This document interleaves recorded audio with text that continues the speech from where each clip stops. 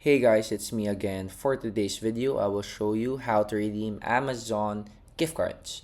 So first of all, Amazon is an e-commerce online shopping where you shop items from your house. No need to go out. So imagine the ease of Amazon. So now we will go to the right hand side of your page and you will see a drop down menu here. On your drop down menu, you will go to your accounts.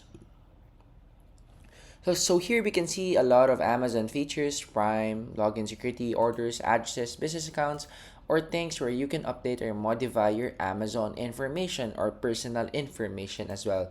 So first, you will go to gift cards. Select this option, gift cards page. So here we can see the gift cards. So reload your balance, redeem a gift card. Okay, we can see here that I don't have any gift card. So here we will just click redeem a gift card.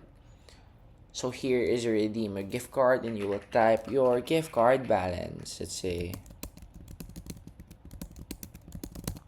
and just press apply to your balance.